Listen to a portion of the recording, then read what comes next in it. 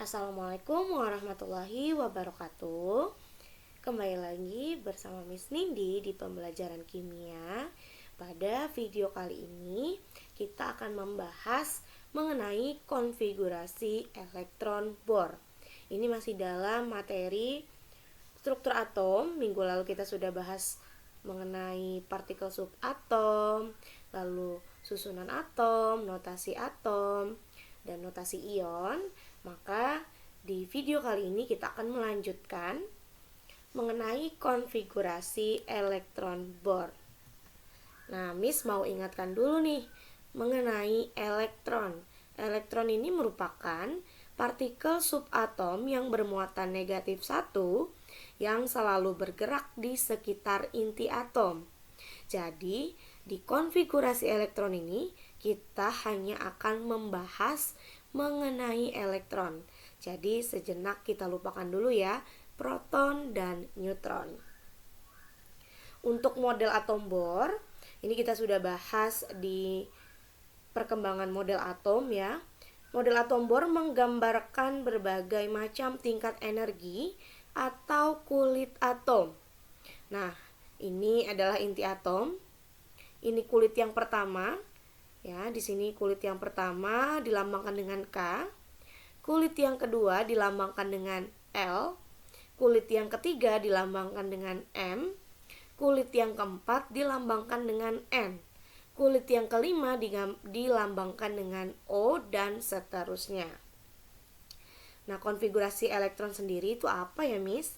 Nah, konfigurasi elektron ini merupakan susunan persebaran elektron di dalam kulit atom.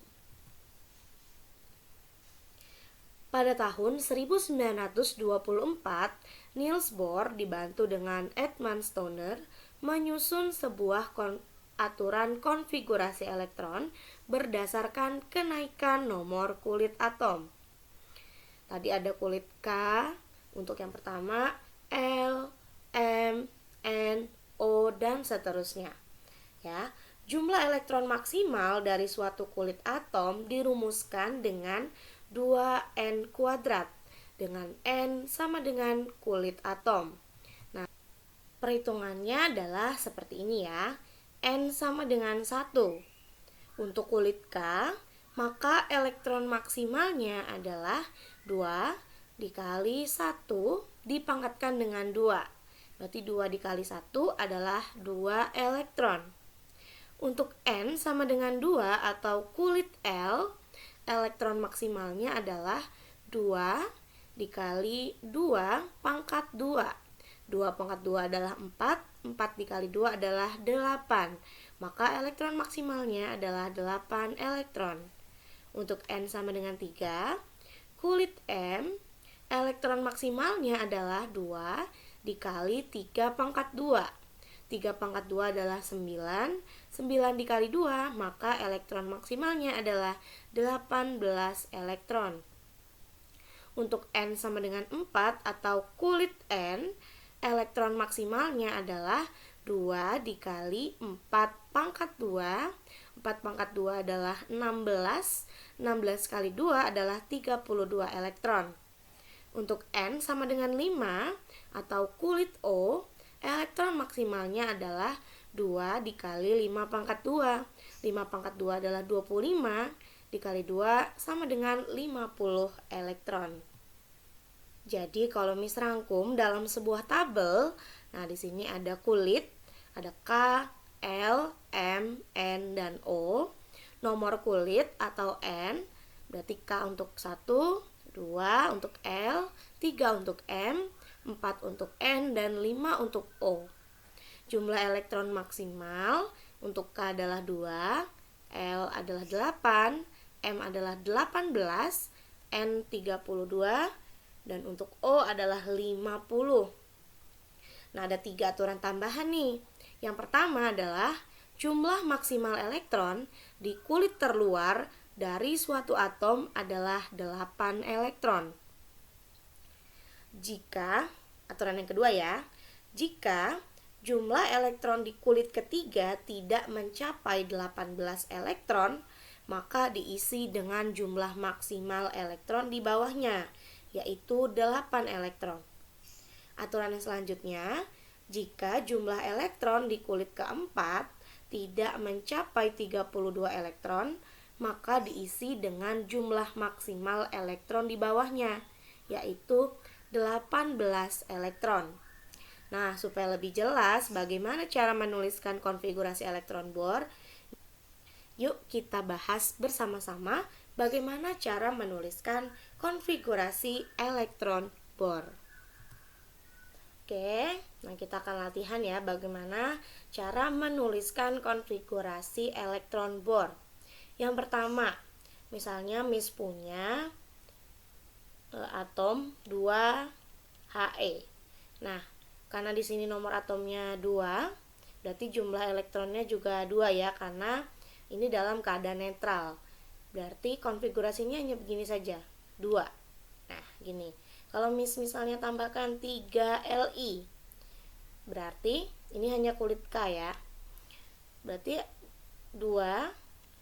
Nah, karena masih ada satu lagi ya, 3 dikurang 2 kan masih ada satu lagi, berarti 2 dan 1.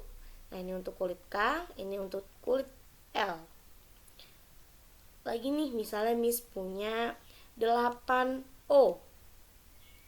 Ya, berarti 8 dikurang 2 berarti 6 ya, masih ada sisanya 6. Di sini kita tulis 6. Berarti ini untuk kulit K, ini untuk kulit L. Misalnya Miss punya lagi nih 10Ne. Berarti 2, sisanya adalah 8. Ini untuk kulit K, ini untuk kulit L. Nah, kalau Miss punya yang lain nih 12Mg. Nah, bagaimana cara menuliskannya? 2 selalu dimulai dengan 2 ya, karena kulit pertama, kulit K itu jumlahnya adalah 2. Lalu 12 dikurang 2 berapa? 10. Apakah begini menuliskannya 2 lalu 10?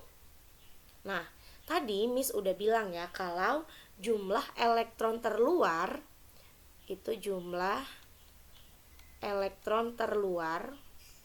itu maksimalnya adalah 8. Nah, boleh nggak kalau kita tuliskan 10 untuk kulit L? Nah, ini tidak boleh ya. Jadi, cara menuliskannya adalah begini. 2, karena maksimalnya ada 8, untuk di kulit L juga adalah 8 ya maksimalnya, berarti tidak boleh 10 begini. 8, nah 2 tambah 8 kan 10. 10, berarti 12 kurang 10 masih ada 2 elektron lagi. Nah, 2 kita taruh di sini. Berarti ini kulit K, kulit L, dan kulit M. Gitu. Ya. Contoh lagi deh, misalnya 13Al. Berarti 2, 8, 3. Ya, kulit K, kulit L, kulit M. Lagi deh, misalnya 18AR.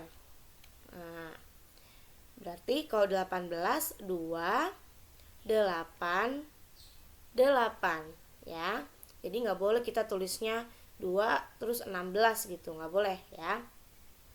Oke, ini untuk contoh penulisan konfigurasi elektron Bohr untuk unsur yang punya nomor atom di bawah 20 ya, atau dia masih kecil untuk nomor atomnya. Nah, kita coba untuk nomor atom yang lebih besar lagi. Nih, misalnya Miss punya 20 Ca. Nah, ini kan 2, 8. 2 tambah 8 berapa? 10. 10, 20 kita kurangi dengan 10. Berarti 10 ya. Apakah kita tulis 10 begini? Nah, tadi mirip ya sama si Mg tadi. Nah, ini nggak boleh nulisnya begini. Yang seharusnya adalah 2, 8. Nah, tadi ada aturan tuh yang kedua. Kalau kulit ketiga itu di bawah 18, maka kita tuliskan 8 elektronnya, yaitu elektron yang di bawah 18 adalah 8 tadi ya. Berarti kita tulis 8 di sini. Nah, sisanya berapa lagi nih? 2 tambah 8, 10. 10 tambah 8, 18. Berarti sisa 2. Nah, gini. Berarti ini kulit K, kulit L, kulit M, dan kulit N. Kita coba yang lebih besar lagi dari 20. Misalnya adalah gallium dengan nomor atom 31. Nah, coba ya. 2, 8. Kalau kita buat 18 cukup nggak? 2 tambah 8, 10. 10 ditambah 18, 28. Nah, masih cukup ya. Ini 18. Nah, sisanya adalah berapa?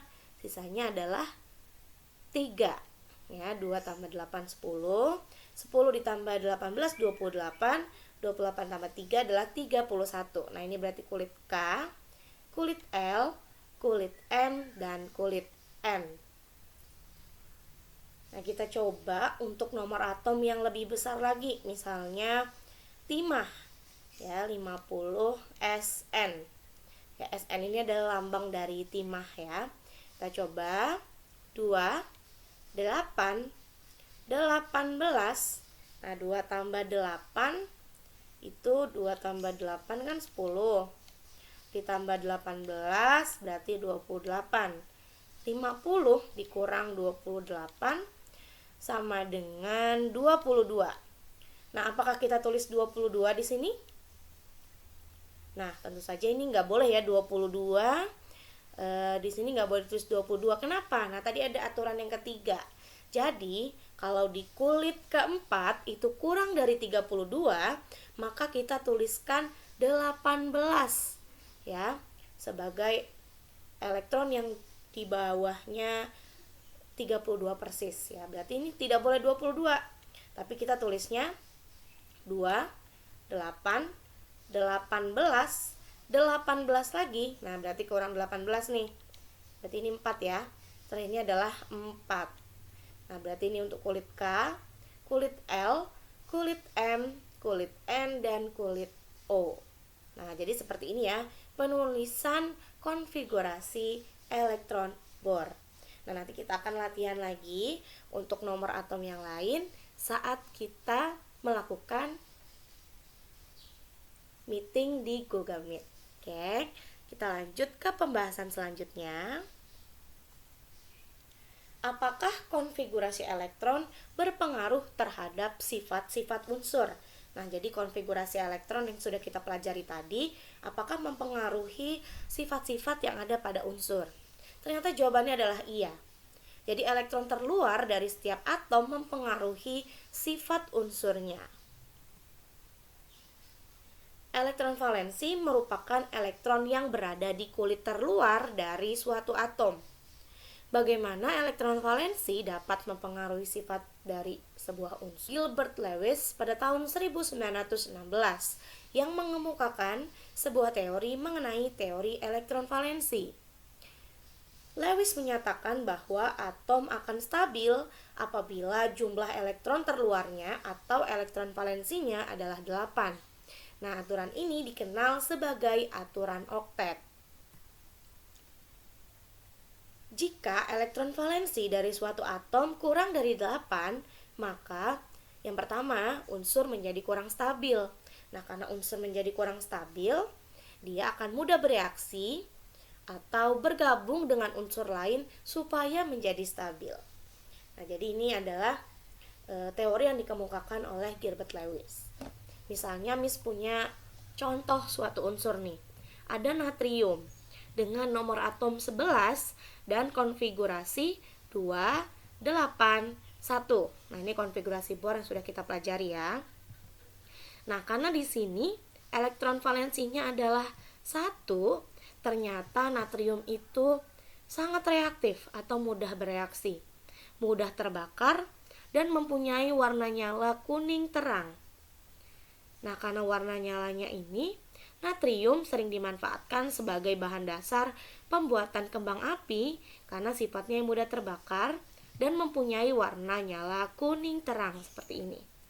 Nah, karena elektron valensi untuk Na adalah 1, Na cenderung untuk melepaskan elektronnya. Nah, tadi ini sudah pernah kita bahas nih di video sebelumnya saat kita membahas notasi ion, ya. Karena di sini adalah satu, dia cenderung untuk melepas satu elektronnya. Nah, karena melepas satu elektronnya ini, maka natrium menjadi reaktif dan juga mudah terbakar. Saat dia melepas elektronnya, ternyata terdapat warna nyala. Nah, warna nyalanya adalah kuning terang seperti ini. Nah, selanjutnya Miss punya unsur lain nih, yaitu neon. Neon punya nomor atom 10, berarti konfigurasi elektron adalah 2, 8. Nah, elektron valensinya atau elektron terluarnya jumlahnya sudah 8 nih.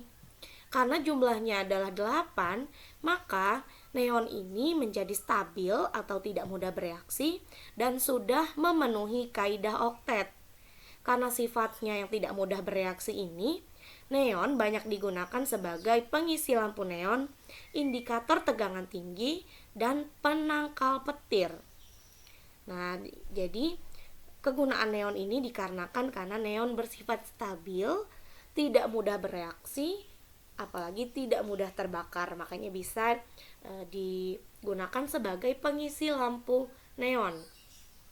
Nah, jadi sifat stabil ini dikarenakan elektron valensinya adalah 8. Karena 8 tadi sesuai dengan teori yang dikemukakan oleh Lewis, 8 berarti sudah stabil. Nah, jadi Ne ini adalah unsur yang sudah stabil dan tidak mudah bereaksi.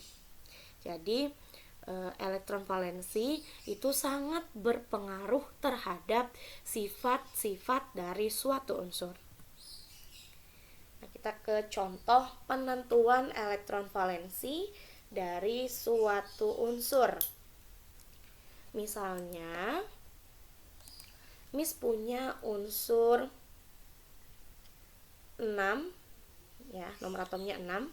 Namanya adalah karbon. Nah, berarti elektron valensinya gimana nih? Konfigurasi elektronnya dulu ya. 2, 4. Nah, ini kulit K, ini kulit L. Berarti kulit terluarnya adalah L atau 4. Nah, berarti elektron valensinya adalah 4. Ya, jadi boleh elektron valensi dituliskan dengan IF ya atau EF ya. Kita singkat saja. Nah, contoh yang lain nih. Misalnya adalah 16 S. S ini sulfur atau belerang. Kita coba konfigurasinya 2, 8, 6. Nah, berarti elektron valensinya adalah 6. Contoh lain, Miss, boleh. Misalnya 17 Cl. Ya, Cl ini adalah klorin. 2, 8, 7. Berarti elektron valensinya adalah 7. Contoh lain lagi nih, misalnya 36 Kr. Kripton. Ya. 2, 8. Setelah 8, 18 boleh? Boleh ya. 28 ini berarti 36 kurang 28, 6 dikurang 8 adalah 8. Berarti sisanya adalah 8. Berarti elektron valensinya adalah 8. Gitu ya. Nah, jadi untuk menentukan elektron valensi kita hanya tinggal melihat elektron yang paling luar ya, seperti ini. Oke.